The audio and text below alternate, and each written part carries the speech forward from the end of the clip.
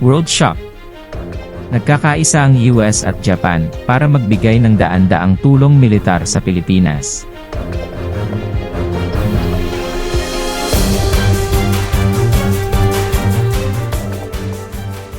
Ang Japan ay naghahanda ng tulong militar para sa Pilipinas upang tumulong sa pag-secure ng mga paglapit sa dagat at pangalagaan ang kanlurang bahagi ng Taiwan, sabi ng mga opisyal, na nagpapalalim ng ugnayang pangseguridad na maaaring magbalik sa mga puwersa ng Hapon doon sa unang pagkakataon mula noong ikalawang digmaang pandaigdig. Sa pag-atras nito mula sa mga dekada ng pasipismo, nag-aalala ang Tokyo na ang Pilipinas ay isang mahinang ugnayan sa isang kadena ng isla na umaabot mula sa kapuluan ng Hapon hanggang Indonesia, kung saan dapat dumaan ang mga barko papunta o mula sa karagatang Pasipiko. Pangunahin sa mga alalahanin ng militar ng Hapon ay ang pag-atake ng China sa kalapit na Taiwan na maaaring magdulot ng mas malawak na salungatan, kung saan babala ni Punong Ministro Fumio Kishida ng Hapon na ang Ukraine ngayon ay maaaring maging silangang Asya bukas. Upang makatulong na matugunan iyon, sinabi ng Tokyo noong Abril na mag-aalok ito ng mga katulad na bansa ng tulong militar, kabilang ang mga radar, na sinabi ng mga opisyal na makatutulong sa Pilipinas na matanggal ang mga puwang sa pagtatanggol.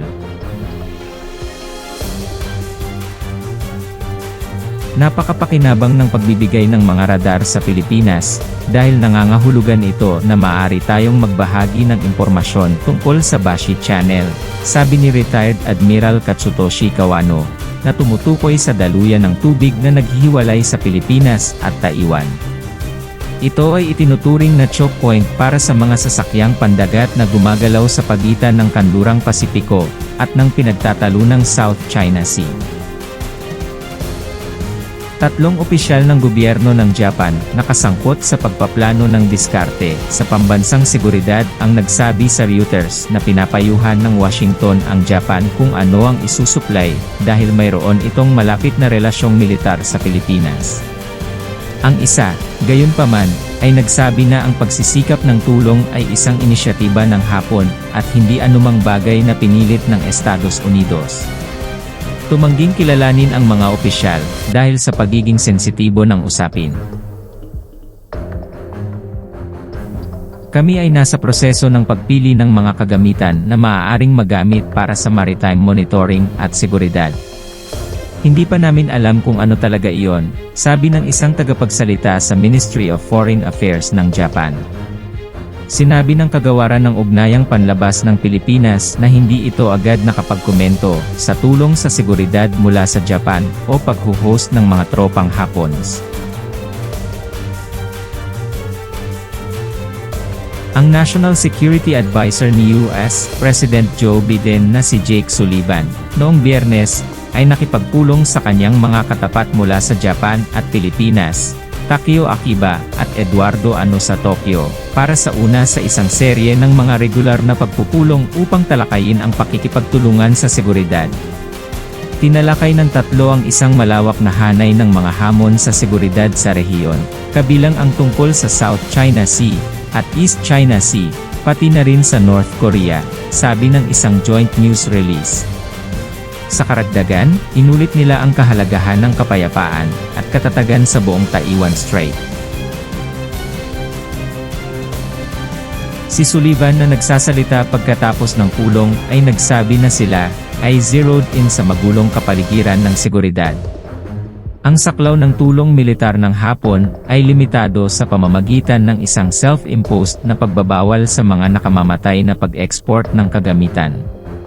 Nangako si Punong Ministro Fumio Kishida, noong Disyembre na repasuhin ang paghihigpit na yon nang ihayag niya ang isang hindi pa naganap na 5 taong pagtatayo ng militar na magdodoble sa paggasta sa depensa sa loob ng 5 taon.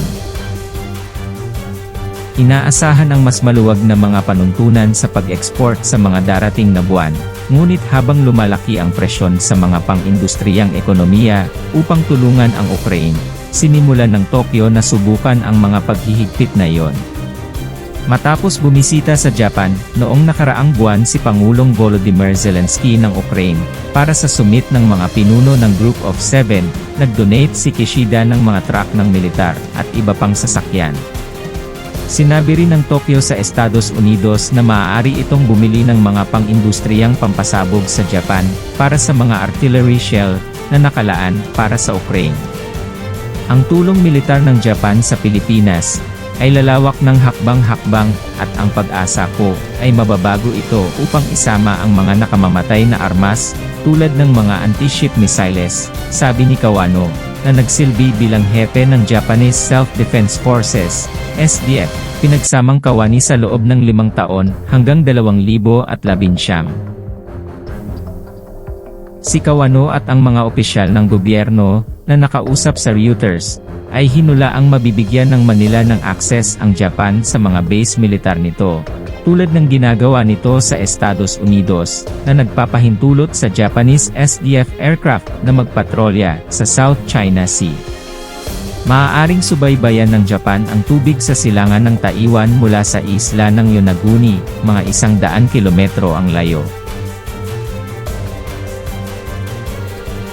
Noong Pebrero, napagkasunduan ng Pangulo ng Pilipinas na si Ferdinand Marcos Jr.